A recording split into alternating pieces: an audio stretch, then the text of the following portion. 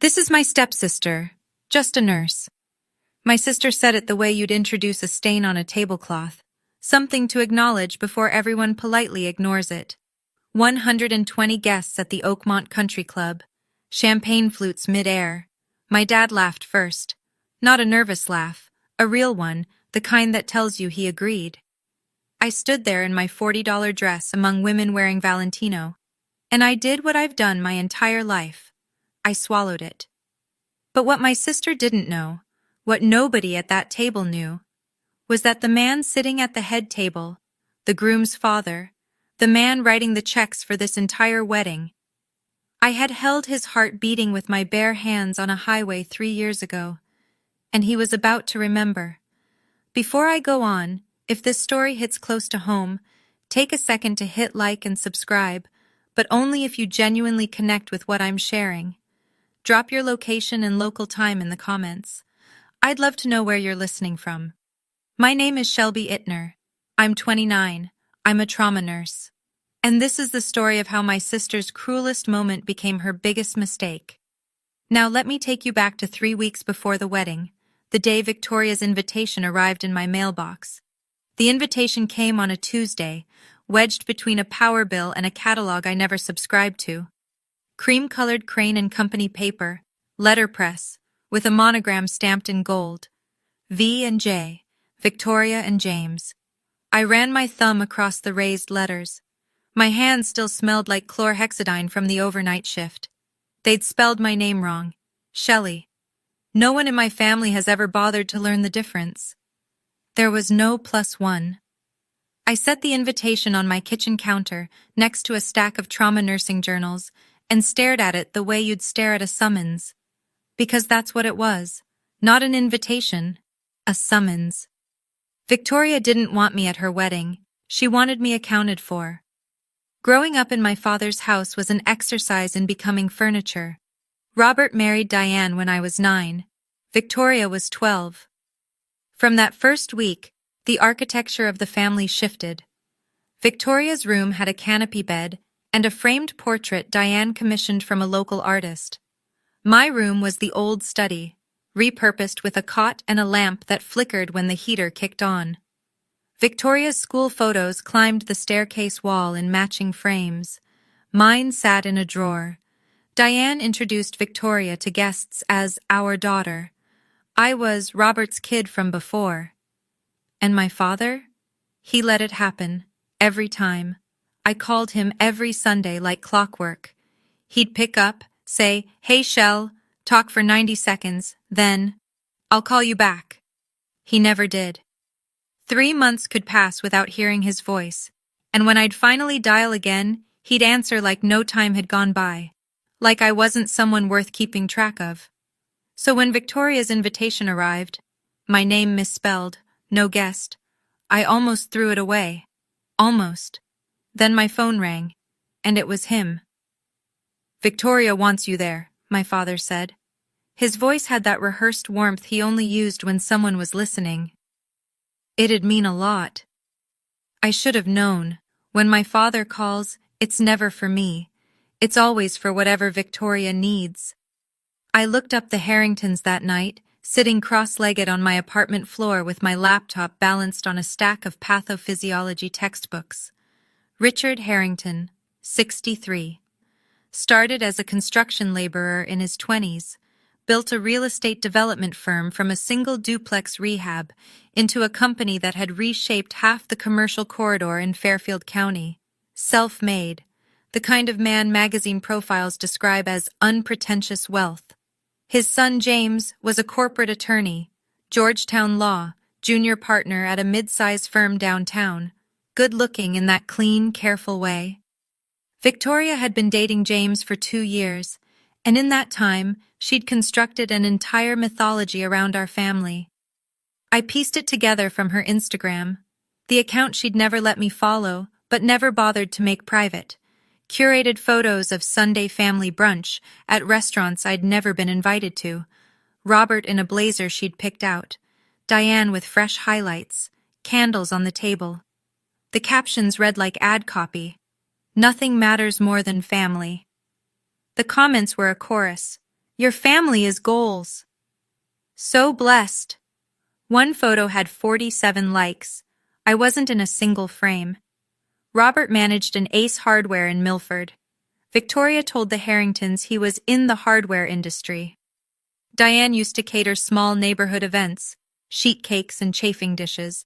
And Victoria had repackaged her as someone who ran her own catering company. Everything about our family was a renovation, new paint over rotten studs. I found out later, from James himself, that Victoria had given the Harringtons a specific instruction about me. I overheard her telling Diane on the phone the week before the brunch, "We need her there for the family photo. After that, keep her invisible." The word landed like a closed fist.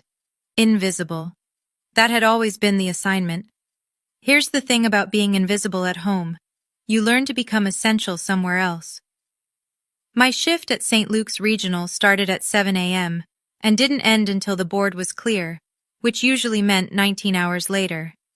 That particular week, the week before Victoria's pre-wedding brunch, I worked 4 back-to-back 12s, 3 codes, 1 pediatric trauma that I still think about when the department goes quiet, a 60-year-old man whose heart stopped in the waiting room. I had my hands on his chest before the crash cart rolled in, and he walked out 5 days later carrying flowers for his wife. No one at St. Luke's cared who my stepsister was marrying. They cared whether my IV lines were clean and my assessments were sharp. Dr. Ellen Marsh, the attending who ran our ER like a submarine captain, had nominated me for the Nursing Excellence Award the year before. I'd won. The plaque sat in my locker at work. I never brought it home. I never posted about it. I never told my family. The one time I tried, the one time I mentioned to Victoria that I'd been nominated for something, she'd tilted her head and smiled. "That's cute. Do they give real awards to nurses?" Diane had laughed from the kitchen. Robert had said nothing, so I stopped sharing. I let my work exist where it mattered, in patient charts, in discharge summaries, in the quiet nod from a surgeon who knew I'd caught something he'd missed. The biggest case of my career had happened 3 years earlier. An 18-wheeler jackknifed on I-95 during a rainstorm. Multiple vehicles. I was driving home from a double shift when I came on the wreckage. What happened in those 47 minutes on that highway changed everything. But I'll get to that. In the ER, nobody asks what your family thinks of you. They just need your hands to be steady. The pre-wedding brunch was held at the Harrington estate, a stone colonial on 4 acres with a circular drive and hedgerows trimmed so precisely they looked architectural. I parked my Honda Civic between a Porsche Cayenne and a Mercedes S-Class and sat in the car for 2 full minutes, hands on the wheel, telling myself this was just one afternoon. Inside, everything smelled like fresh-cut peonies and old money. Caterers moved through the rooms with silver trays. Victoria had positioned herself at the center of the living room, magnetic, laughing at something Margaret Harrington said, her hand resting on James's arm like she'd been born there. I needed the restroom. A caterer pointed me down a hallway, past what turned out to be Richard Harrington's study. The door was open. I didn't mean to stop, but the walls caught me. Floor-to-ceiling bookshelves, a cherry wood desk with a decanter of something amber, Macallan, I'd later learn, the 18-year. Framed business awards lined the shelves, and in the center of them, given more prominence than any deal tombstone or industry plaque, was a photograph. A man in a hospital bed, oxygen tubing, bruises across his jaw. Beside the frame, a small card, handwritten, that read, "To the Angel, on I-95. Next to it, a clipped newspaper article from the Fairfield County Register. The headline, "Local businessman survives horrific highway crash, thanks to off-duty nurse." I looked at the photo.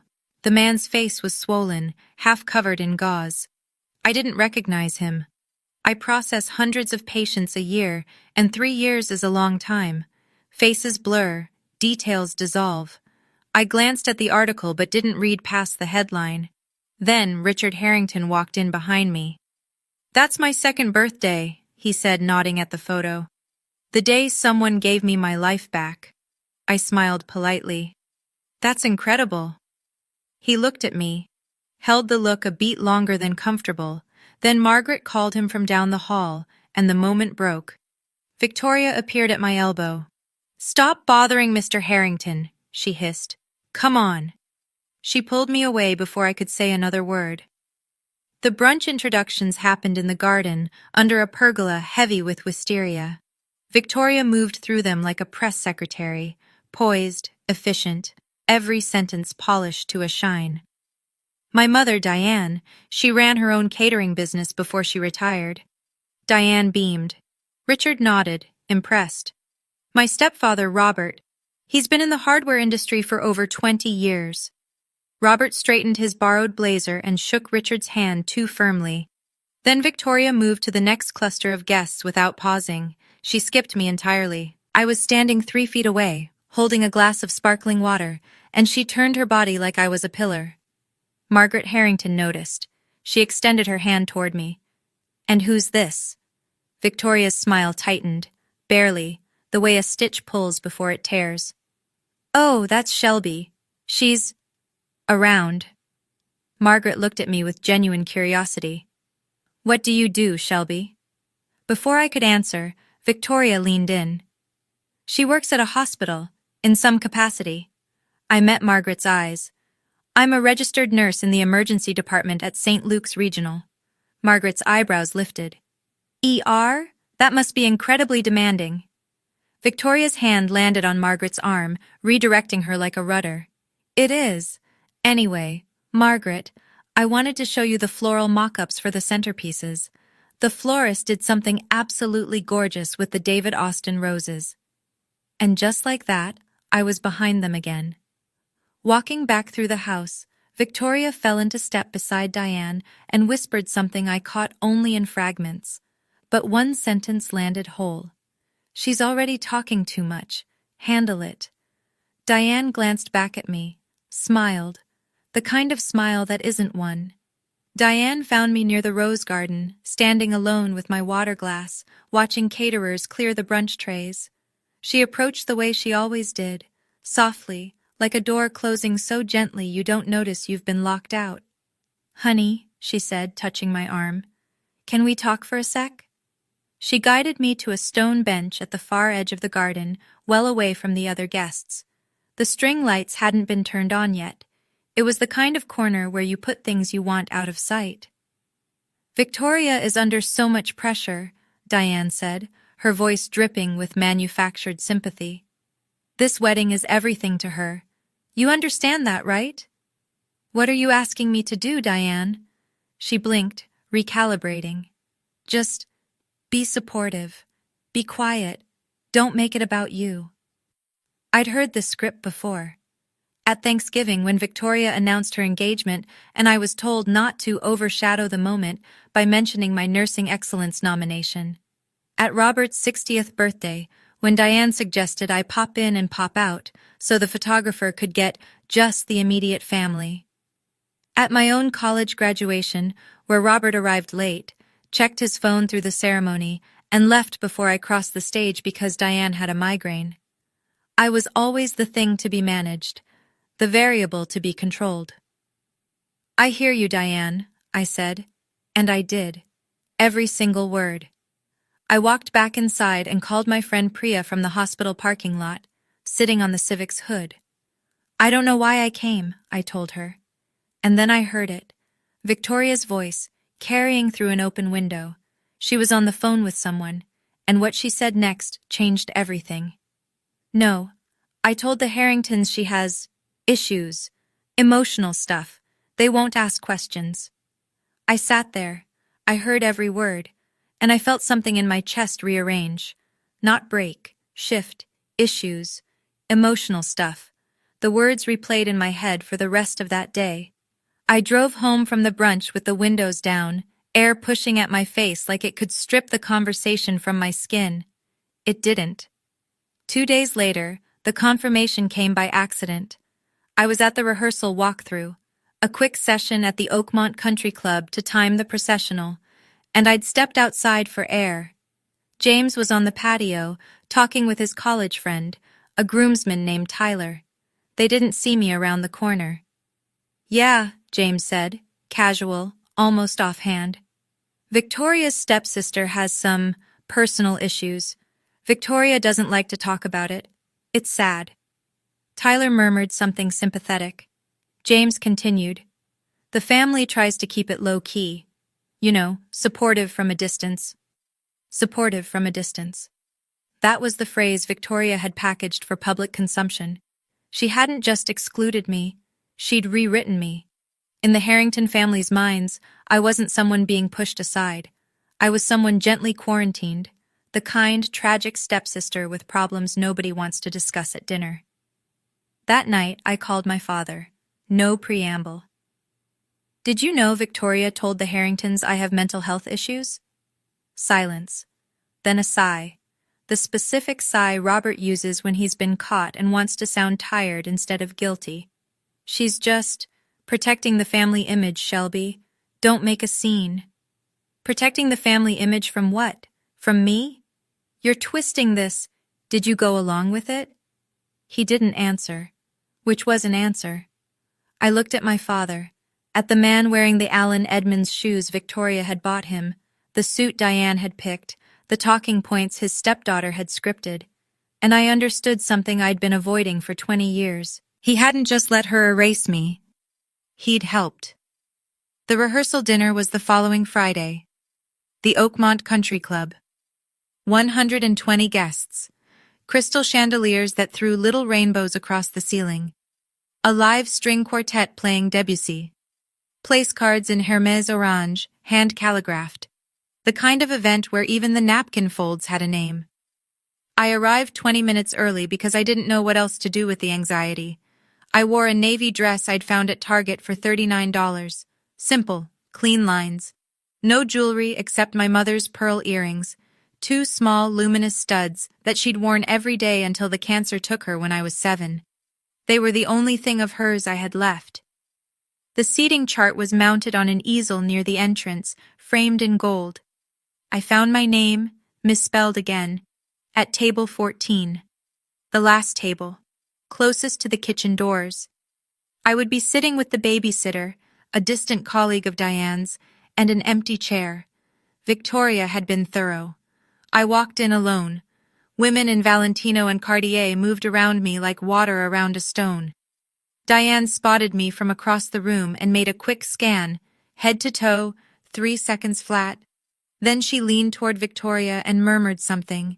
Victoria glanced over her shoulder, looked at me, and turned away. I read her lips. 2 words. She's fine. Meaning, she's plain enough not to cause problems. I sat at table 14. Unfolded my napkin, looked at the menu. Chilean sea bass, roasted endive, creme brulee. Each entree probably cost more than what I made in 3 shifts. Victoria took the stage 20 minutes later, mic in hand, crystal encrusted, rented for the occasion. The room quieted, and then she began the introductions. I knew what was coming. What I didn't know was who was watching. Victoria started with Diane. My mother, the woman who taught me everything about grace and resilience. The room clapped. Diane pressed a hand to her chest like she'd just been crowned. Then Robert. My stepfather, Robert. The man who gave me a real family. Robert's eyes went glassy. He raised his glass. The room followed. Then her bridesmaids. Her college roommate. Her boss at the wedding planning firm. Each introduction was a small coronation, polished, warm, designed to impress the Harringtons sitting at the head table. And then she turned to table 14. And this, she paused. The pause was practiced. I knew it, because I knew Victoria, and she never left silence unscripted. This is my stepsister, Shelby. She's... Another pause, a tilt of the head, a performative little smile. Just a nurse, she said, just the way you'd say only, like an apology for something that couldn't be helped. Then quickly, anyway, my father laughed. A real, full laugh, the kind you give when a joke lands exactly right. Diane smirked, one corner of her mouth lifting in satisfaction, like a box had been checked. A few guests laughed along, not out of cruelty, just reflex. When the bride laughs, the room follows.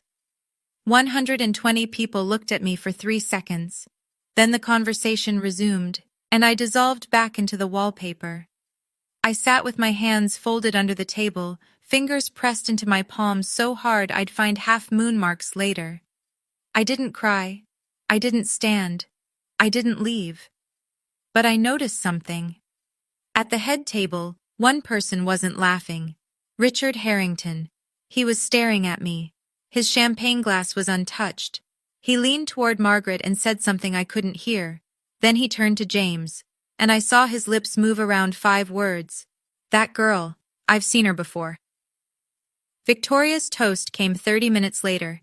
She held the crystal mic like a scepter, backlit by the chandeliers, her silhouette cut against a wall of white roses. I want to tell a story about family, she said, smiling at the room. Growing up, my little stepsister always wanted to help people. She'd bandage the dog. She'd make ice packs for scraped knees. Polite laughter. I guess she eventually found her level. The room chuckled. Robert raised his glass. Diane touched her collarbone and smiled with her eyes closed, as if savoring music. I sat at table 14 with my hands wrapped around a water glass. The babysitter beside me, a college sophomore named Grace, glanced at me sideways with the expression people wear when they know they're witnessing something ugly and don't want to get involved. After the toast, a woman from Victoria's side approached my table. Blonde, mid-40s, cocktail rings on 3 fingers. So you're the stepsister. What do you do, like empty bedpans? She laughed at her own joke before I could respond. I looked at her. Among other things, last Tuesday, I assisted in an emergency thoracotomy. We cracked a man's chest open in the trauma bay and repaired a lacerated ventricle. He lived. The woman's smile collapsed. She opened her mouth, found nothing, and excused herself. Victoria materialized within seconds. Shelby, don't bore people with work stories. I said nothing. I didn't need to. The silence after the word lived had done the work for me. But across the room, I noticed something shift. James, standing near the bar, was watching his fiancée with an expression I'd never seen on him before. A faint crease between his eyebrows, the beginning of a question he didn't know how to ask yet. Victoria cornered me in the powder room an hour later. White marble countertops, Aesop soap dispensers, monogrammed linen towels folded into fans. She closed the door behind her and the sound was very final. Listen to me. Her voice was flat and clean, stripped of the performance she wore in public. Tomorrow is my wedding. My wedding. You will sit. You will smile. You will say nothing. Don't talk to the Harringtons. Don't talk about your job. Don't talk. Period. I met her eyes in the gold-framed mirror. Why did you tell them I have mental health issues, Victoria? She didn't flinch, didn't deny it. I told them what they needed to hear. You lied about me. I managed the narrative. You think the Harringtons would accept this family as is? A hardware store manager and a nurse? She said nurse, the way someone might say rash. I'm building something here. This wedding is the most important day of my life. Don't destroy it. You're asking me to pretend I don't exist. I'm asking you to know your place. Know your place. 3 words. The same 3 words my family had been telling me in different ways for 20 years. Through empty chairs and misspelled names and borrowed suits and photo crops. Victoria was just the first one to say them out loud. The door opened. Diane's face appeared, smooth and alert. Everything okay in here? Just sister stuff, Victoria said lightly. She smoothed her dress, adjusted her David Yurman bracelet, borrowed, I happen to know, from a client. Diane smiled and closed the door, sealing the conversation like a letter she'd co-signed. I stood in that powder room, surrounded by marble and monograms, in a space that cost more than my monthly rent. And I made a decision. I didn't know what shape it would take. I only knew that tomorrow, for the first time, I was not going to be silent. I left the rehearsal dinner early. No one noticed.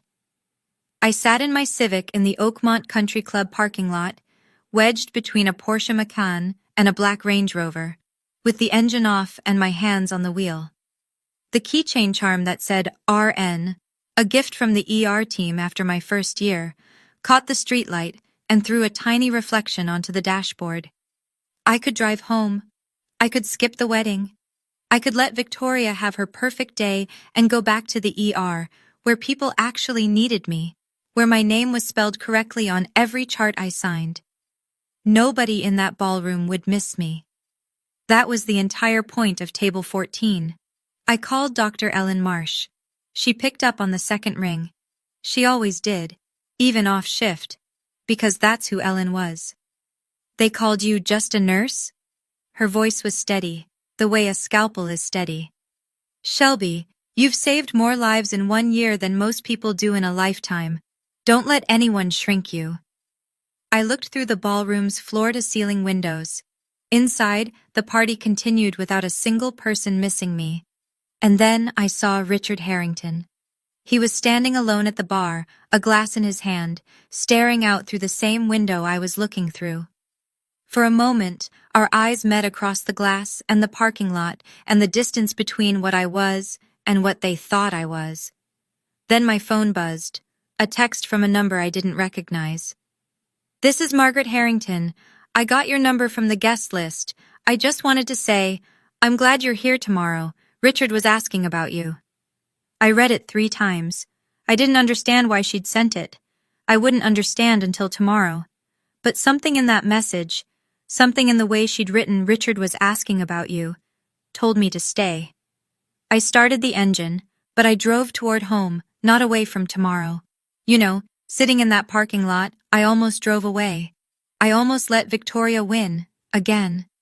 And I think a lot of you know that feeling, that moment when your hand is on the steering wheel and you're asking yourself, is it worth it?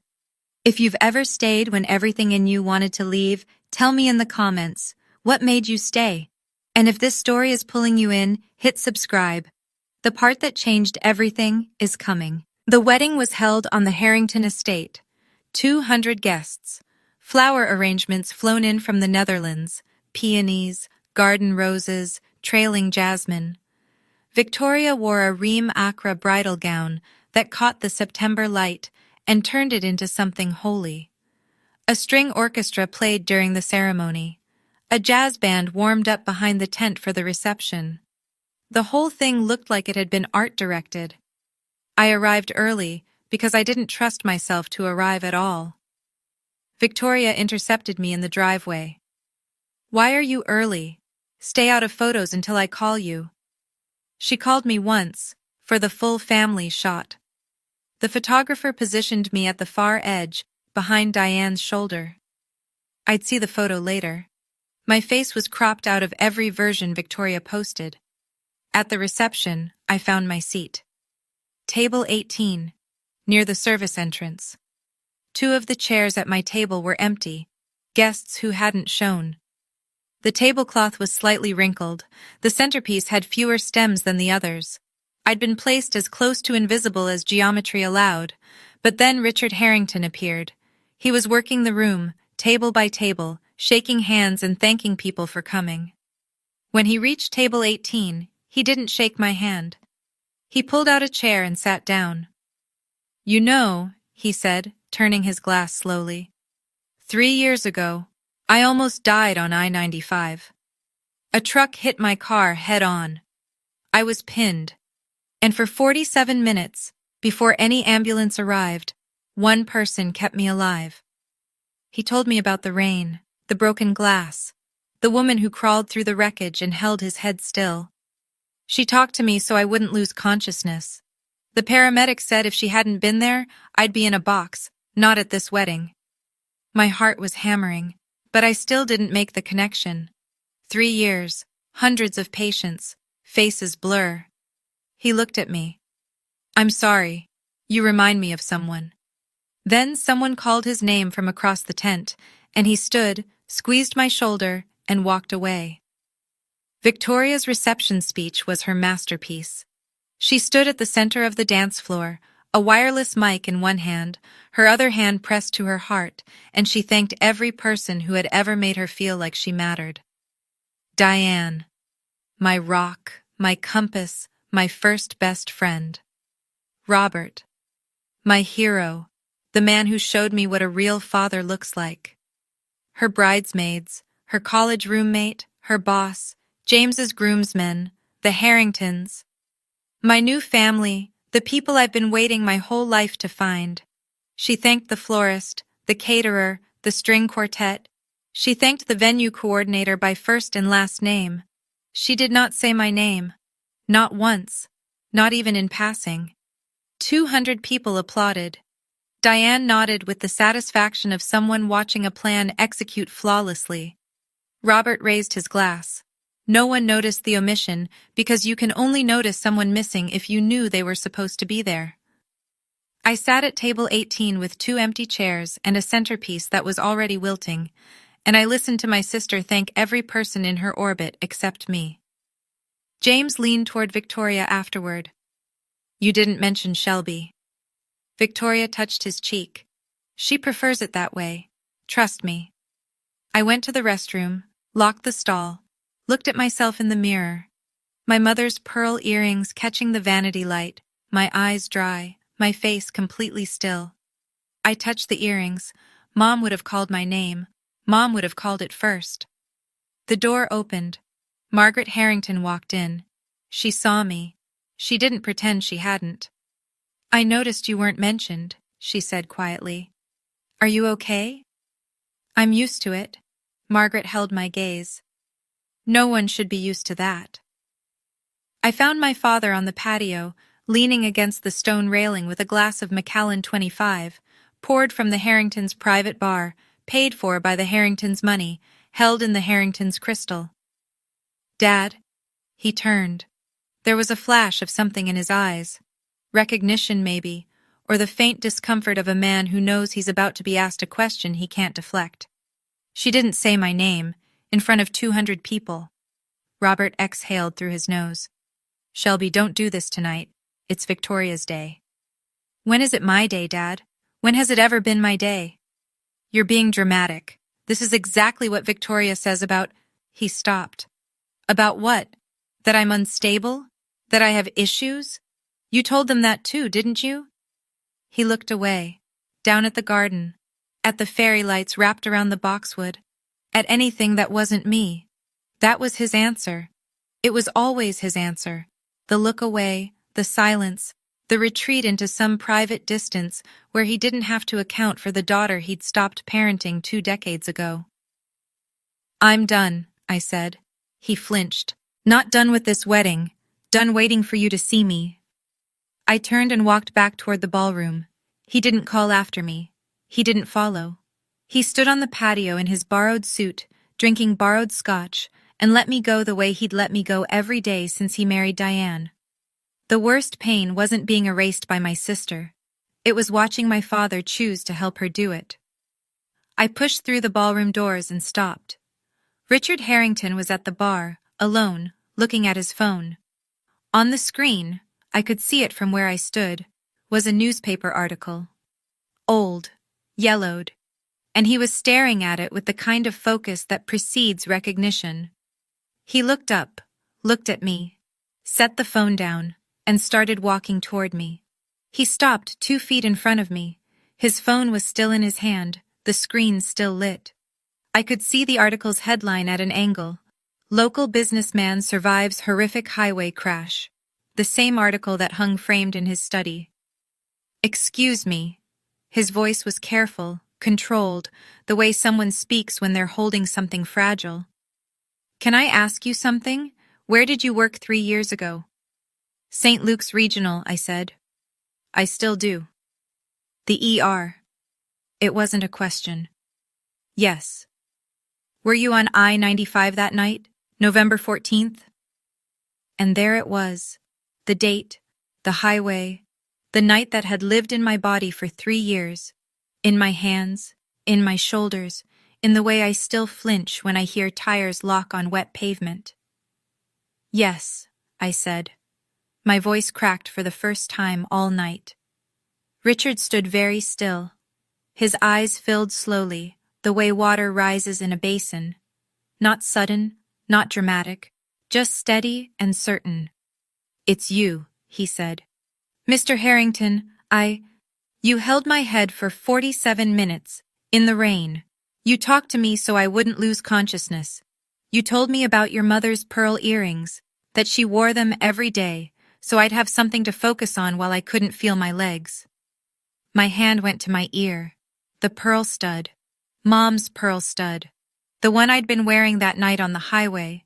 The one I'd described to a bleeding, trapped stranger to keep him anchored to something gentle while the sirens were still miles away. Richard's gaze dropped to the earring. His jaw tightened, and his voice broke open. "It is you." Then Victoria's voice crackled through the speakers. "Attention, everyone! Time for the father-daughter dance!"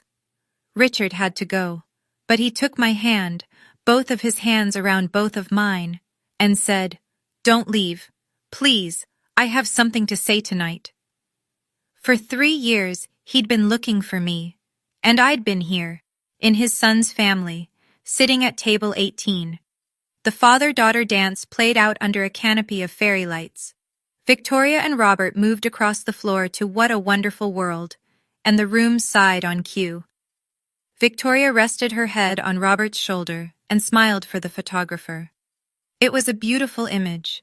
It was always a beautiful image with Victoria. I stood near the edge of the tent and watched Richard disappear through a side door. He was gone for 12 minutes. I counted. What I learned later, what Richard told me himself, was this. He walked to the far end of the garden, took out his phone, and called St. Luke's Regional Medical Center. The night operator connected him to the ER. Dr. Ellen Marsh was on call. "I'm looking for records of a trauma nurse named Shelby Ittner," Richard said. "She was involved in a multi-vehicle accident on I-95, November 14th, 3 years ago. The patient was Richard Harrington." There was a pause. Then Ellen's voice, steady as always. "Shelby was the lead nurse on scene that night. She stabilized you for 47 minutes before EMS arrived. She received a formal commendation from the hospital. Mr. Harrington, honestly, she saved your life. Can you email me the commendation letter? I can send it right now." 3 minutes later, Richard's phone buzzed. The email arrived from St. Luke's office of the chief nursing officer. Attached, a formal commendation letter signed by the chief of surgery and the hospital director. It described the incident in clinical, precise language. Shelby Ittner, RN, BSN, demonstrated extraordinary poise under extreme conditions, stabilizing a critically injured patient with suspected cervical spine trauma using manual inline stabilization for 47 minutes in adverse weather. Richard read it twice, closed the email, called Margaret. "I need the mic after the toasts," he said. "I have an announcement." Margaret paused. "What kind of announcement?" "The kind this family needs to hear." I went back to table 18. The dance floor was full now. Victoria was glowing, spinning with James, then with Robert, then with a groomsman. The room orbited around her. Diane was photographing everything, curating the night in real time. I sat alone with the empty chairs and the thinning centerpiece and my reflection in the blade of a dinner knife. The pearl earrings looked back at me, 2 small points of light in all that dark. Then Margaret Harrington sat down beside me. She didn't announce herself, didn't make a scene. She simply pulled out the chair next to mine at the worst table in the room, placed her clutch on the tablecloth, and settled in like she'd chosen this seat on purpose. Her Loro Piana shawl draped across the back of the chair, understated, expensive, quiet in the way true wealth is quiet. We sat in silence for a while. Then she spoke. "Richard told me about the highway." I looked at her. "He remembers more than I expected. He remembers everything. He talks about that nurse every Thanksgiving, every single one." She folded her hands. "You saved the most important person in my life, and you never once came forward." "I didn't do it for recognition, Mrs. Harrington. I did it because I was there and I knew what to do." I know, she said. That's exactly why you deserve it. A pause. The jazz band shifted into something slower. What's he going to do? I asked. Margaret looked at me with an expression I hadn't seen directed at me in a very long time, something close to maternal protection. What he should have done if he'd found you sooner. She reached over and covered my hand with hers. And I let her. Because for the first time that night, someone was sitting with me who wanted to be there. Margaret Harrington, a woman who owns more than most people will ever see, chose to sit at my empty table.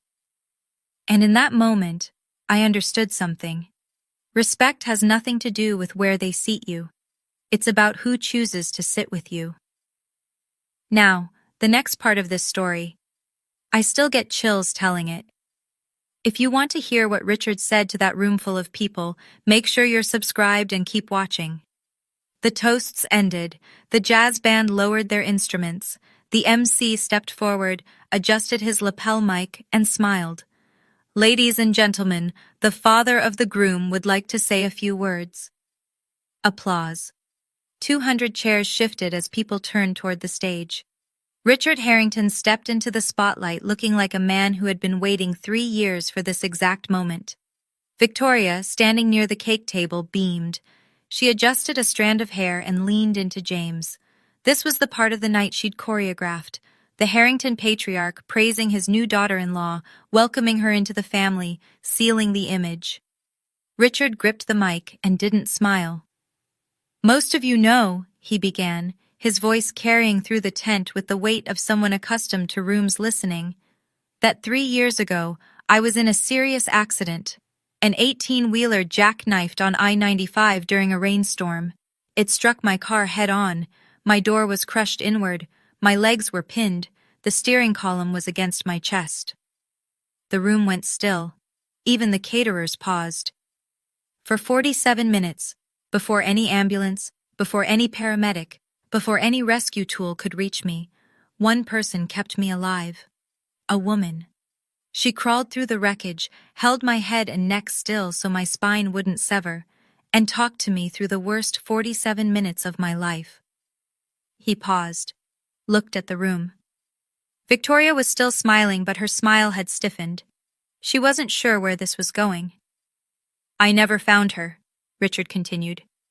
The hospital wouldn't release her name. Privacy regulations. I searched. I hired people to search. I set up a foundation in her honor. For 3 years, I called her the Angel on I-95. He took a breath. Tonight, I found her. The room didn't breathe.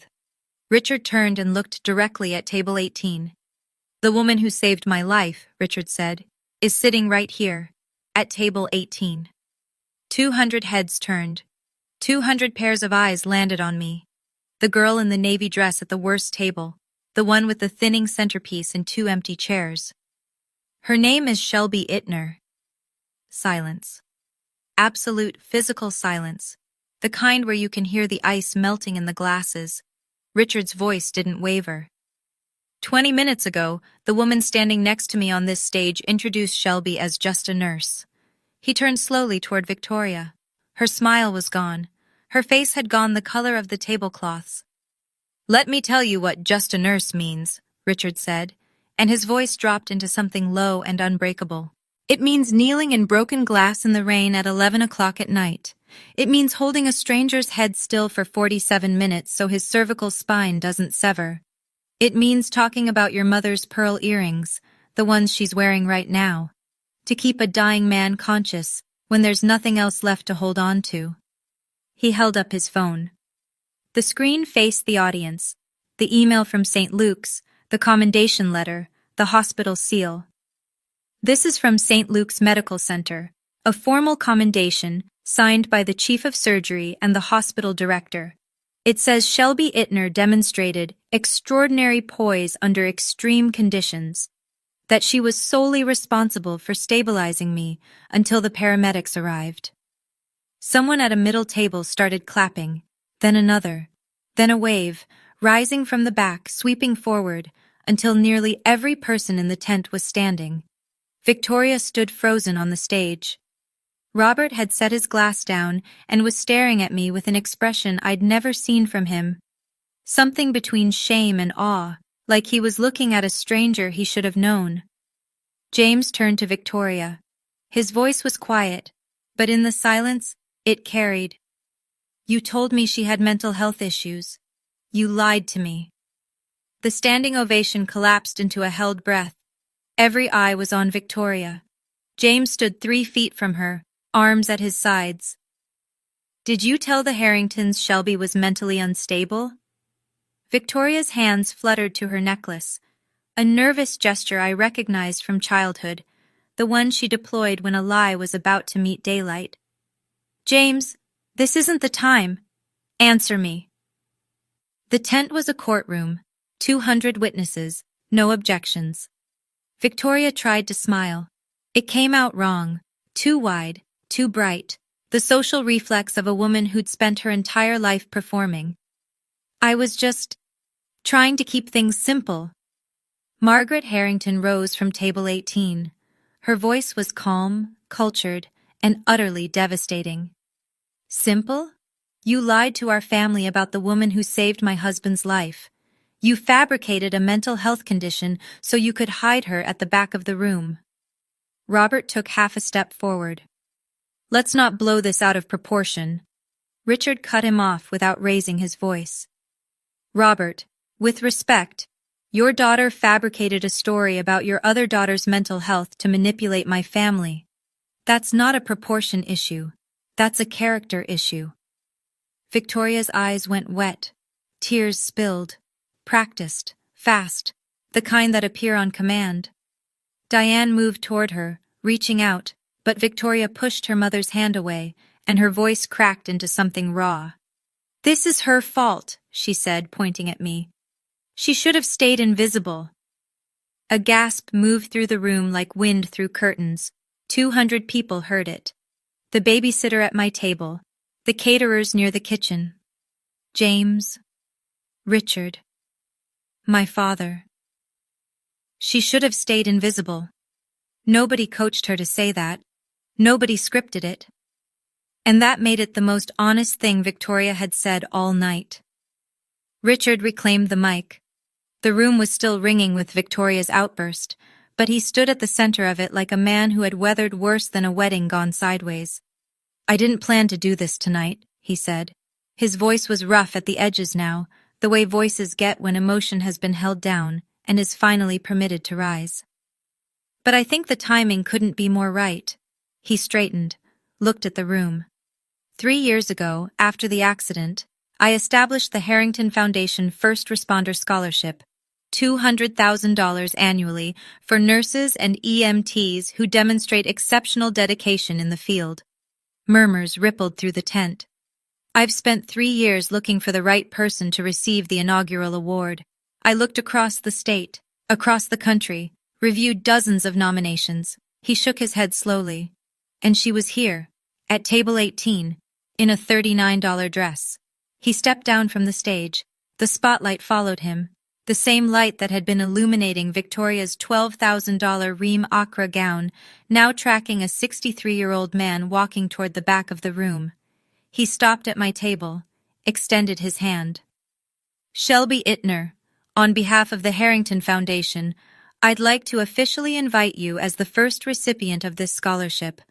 It will fund advanced trauma nursing certification, continuing education, and anything you need to keep doing what you do." I stood. My legs were unsteady, but my eyes were dry. I took his hand. The room stood with me, 200 people, a standing ovation that shook the tent poles. Richard leaned in and said quietly, "Just for me.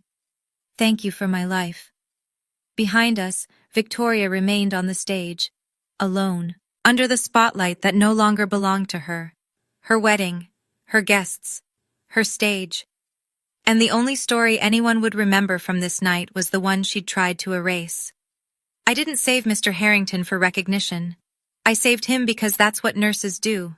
But I won't pretend it doesn't matter that someone finally saw it. James took Victoria by the arm and walked her through the glass doors to the terrace. He didn't pull. He didn't raise his voice. But his hand was firm, and Victoria went because, for the first time in their relationship, she didn't have a script for what was happening. Through the glass, the guests could see their silhouettes. Victoria's arms crossed, James's hands in his pockets, then out, then running through his hair, the body language of a man recalibrating everything he thought he knew. Fragments of the conversation drifted through the cracked door. "You told my parents she was unstable," James said. "You had me believing my own wife's stepsister was someone to pity. What else have you lied about?" "Everything I did was for us, James, for our image." "Our image? I married you because I thought you were kind. My father almost died, and the person who saved him was sitting in the back of our wedding because you put her there. She's nobody. She's the reason my father walked me down the aisle today. She is somebody." Silence. Then James's voice, lower now but still carrying. "Here's what's going to happen. You're going to apologize to Shelby, not later, tonight, in front of the people who watched you humiliate her. James? And Monday morning we're calling a marriage counselor. We start next week. You can't be serious. If I find out you've lied about anything else, anything at all, we're done." Through the glass I watched Victoria's posture change. The confident architecture of her spine softened into something I'd never seen from her: uncertainty. She stood on the other side of the glass, in her $12,000 gown, and for the first time, the armor wasn't holding. I didn't seek my father out. He found me. I was on the balcony at the far side of the estate, away from the noise, looking out at the garden where fairy lights made everything look like a promise. The night air had cooled, and I could feel it on my bare arms, and I didn't mind because at least it was honest. "Shelby." I turned. Robert stood in the doorway, his borrowed suit wrinkled, his face wrecked. He looked like a man who had just watched something collapse and realized he'd been standing on it. "I didn't know," he said. "About the highway, about Richard." "No," I said. "You didn't, because you never asked. You never asked what happened at work. You never asked if I was okay. You never asked anything. I thought I was keeping the peace. You were keeping Victoria happy. That's not the same thing." He tried to speak, and the words dissolved before they reached his mouth. Then he cried. My 58-year-old father, standing on a billionaire's balcony in a suit his stepdaughter bought him, crying like he'd just realized the house was already on fire when he stopped checking the smoke detectors. I didn't hug him. I stood where I was. "I don't hate you, Dad. I just stopped expecting you to be my father a long time ago. Can I fix this? I don't know. But you can't fix it by crying at Victoria's wedding and going back to normal on Monday." He wiped his face with the back of his hand. "Victoria told me that you'd be happier if we kept distance, and I believed her, because it was easier." There it was. 20 years of abdication, summarized in one sentence. He hadn't been deceived. He'd volunteered.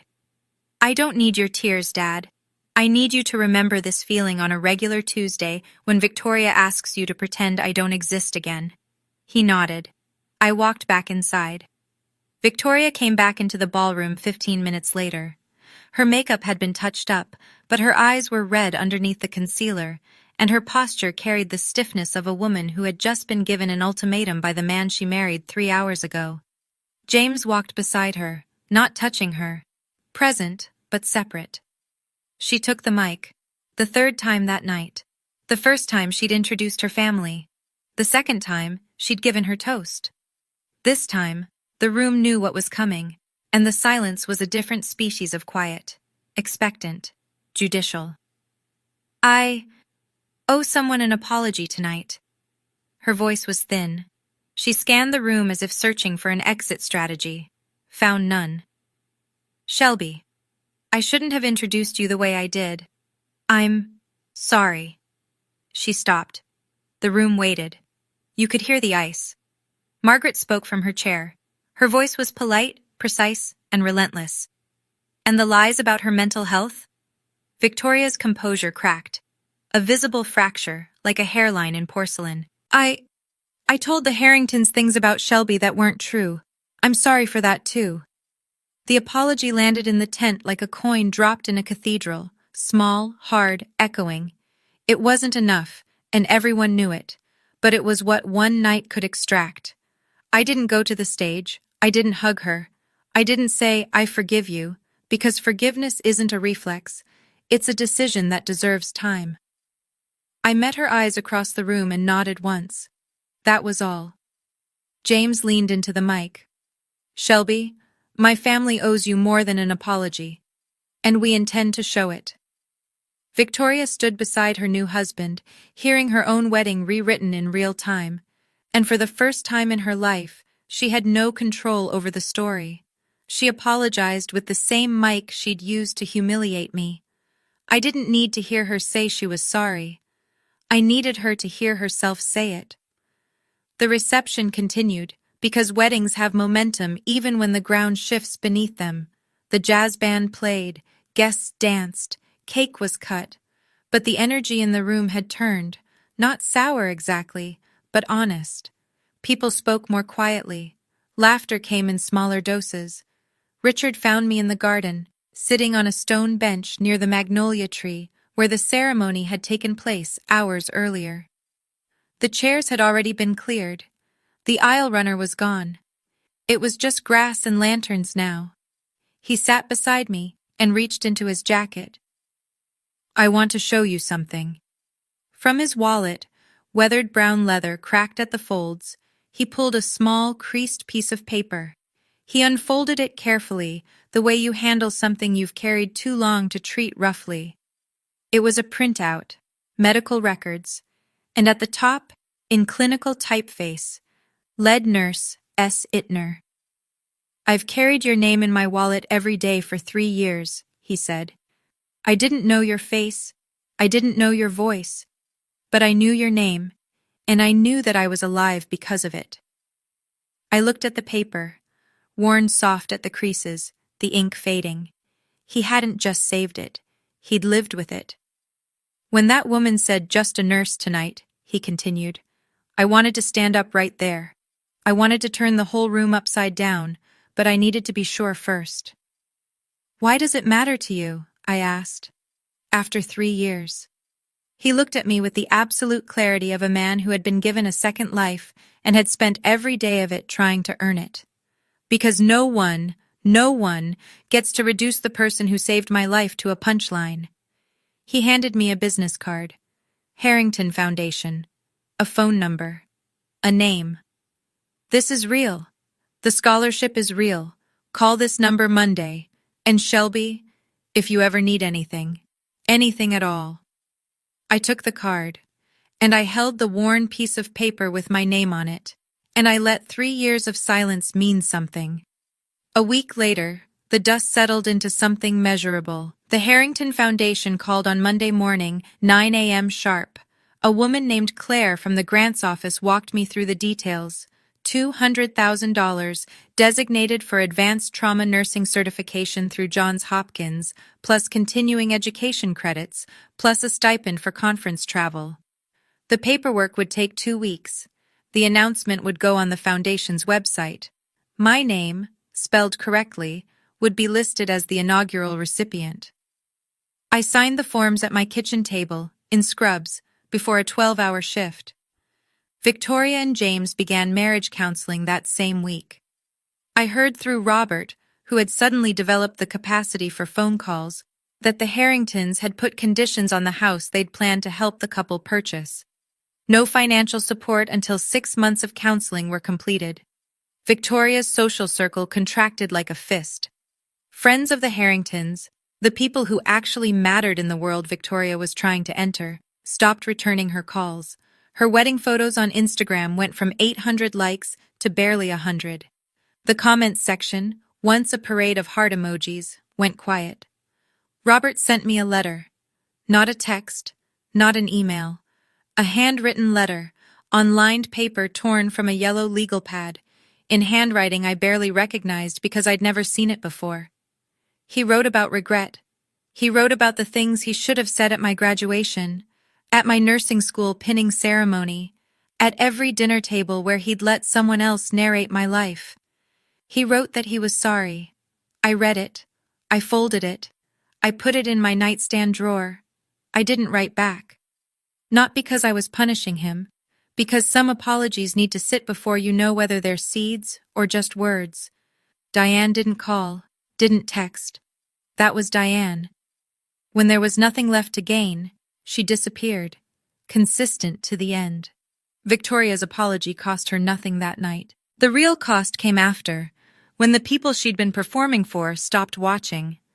I went back to work the Monday after the wedding, and the ER didn't care about anything that had happened in a tent full of champagne and fairy lights.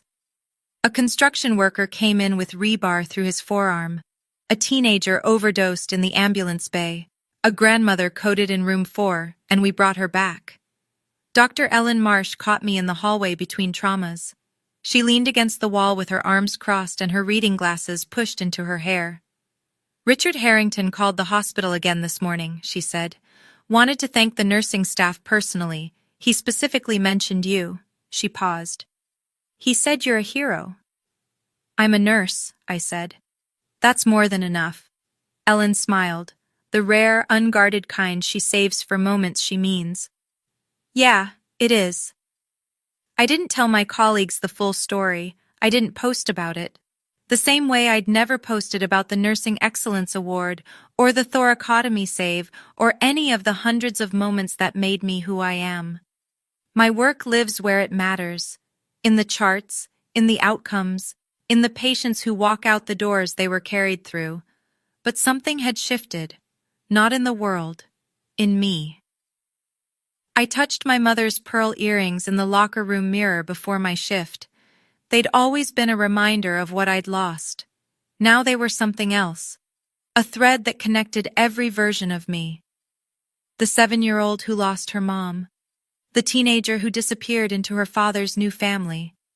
The 26-year-old who knelt on broken glass in the rain and held a stranger's life in her hands.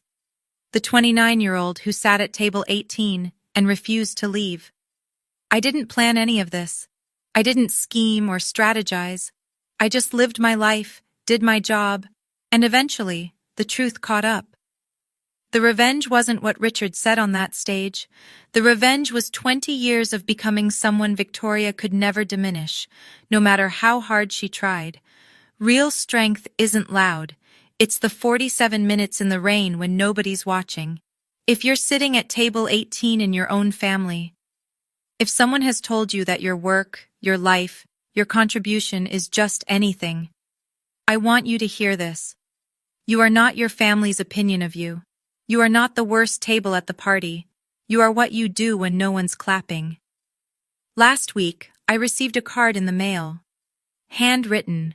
Cream-colored stationery, thick and heavy the way real paper feels. From Richard Harrington. It was a Thanksgiving invitation. Our table seats 12, he'd written. There's a chair with your name on it, spelled correctly. It was the first time in years someone had invited me to a table where I wasn't an afterthought. I pinned the card to my refrigerator with a magnet shaped like a stethoscope. It sits next to my work schedule and a photo of my mother, the one where she's laughing with her head thrown back, pearl earrings catching the light. I don't know what happens next with my father. I don't know if Victoria will change or just learn to hide the parts of herself that got exposed. I don't know if Diane will ever pick up the phone. But I know this. I'm not waiting for any of them anymore. This morning, I clipped my badge to my scrubs. S. Ittner, RN, BSN. I put in my mother's pearl earrings. I drove my Civic to the hospital.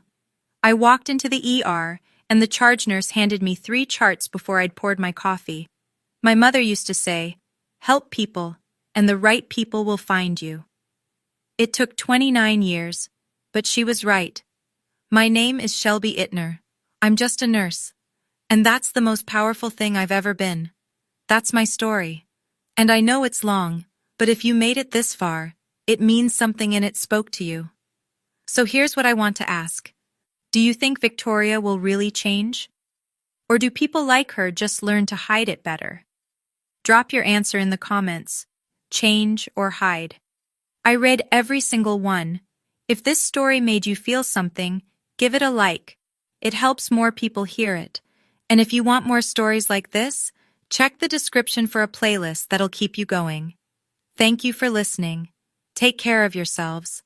And remember, you are more than what they call you.